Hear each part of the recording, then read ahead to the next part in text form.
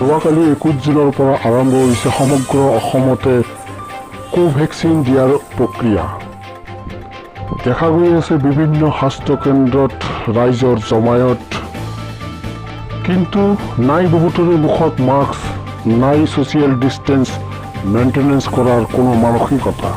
এনে এক দৃশ্য দেখা গ'ল ধুবুৰী জিলাৰ তামাৰহাট প্ৰাথমিক স্বাস্থ্য কেন্দ্ৰত। আপোনাৰ ইয়াত ভেকচিনেশ্যন দিয়া হৈ আছে, কিন্তু এটা জিনিস আমি প্ৰত্যক্ষ কৰিলোঁ ইমানকালি ছ'চিয়েল ডিষ্টেন্স যিটো আছে, যিটো মেইনলি এফেক্ট হয়।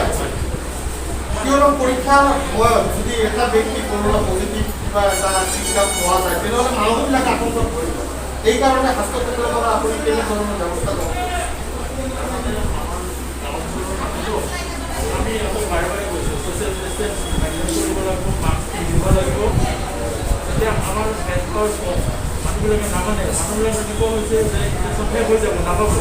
ইয়াৰ কাৰণে এটা মোকাবিলা কৰিব লাগিছিল। গতিকে আমি যিমান পাৰোঁ অহাকালিৰ পৰা অলপ কমি গ'লে আমি ছ'চিয়েল ডিষ্টেন্সটো মেইনটেইন কৰিবই লাগিব। সেইটো কৰা আৰু এতিয়া তাৰমানে আগত কেনেকুৱা আছিল, আগত ক'ভিড টেষ্ট কৰিব লাগে, ক'ভিড টেষ্ট কৰিহে ইনজেকশ্যন ল'ব। এতিয়া গভৰ্ণমেণ্টে আমাক নতুন এটা নিয়ম দিছে যে ক'ভিড টেষ্ট মেণ্ডেটৰী নহয়, নকৰিলেও ইনজেকশ্যন কৰিব পাৰে। আৰু এইটো হয়তো এটা কাৰণ থাকিব পাৰে, মানুহবিলাক কেতিয়াও উলিয়াই আহিব ইনজেকশ্যন লোৱাৰ কাৰণে। আৰু আমাৰ ইয়াতে 18+ যোৱাকালিৰ পৰা আৰম্ভ হৈছে, 18+ আছে 25+। গতিকে সেই হিচাপত অলপ মানুহৰ আমাৰ স্বাস্থ্য কেন্দ্ৰৰ যি ইনচাৰ্জ আছে তেওঁৰ লগত আমি কথা পাতিলোঁ, আৰু আমিও বিচাৰোঁ যে প্ৰতিজন ৰাইজে ভেকচিন পাওক।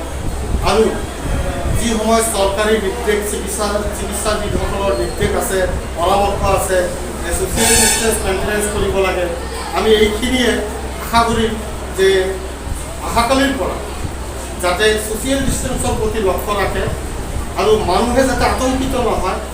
আমিও সকলোকে আহ্বান কৰিম যে যাতে এই ভেকচিন লোৱাত কোনো দ্বিধাবোধ নকৰে। ইয়াৰ আপোনাৰ সুৰক্ষাৰ বাবে আপোনালোকে আগুৱাই আহক আৰু দুজনক লৈ আহক, এয়াই আমি আমাৰ আইনা মিডিয়াৰ তৰফৰ পৰা আমি কামনা কৰিলোঁ। মোৰ লগত কেমেৰা পাৰ্চন অমৃত ৰায়।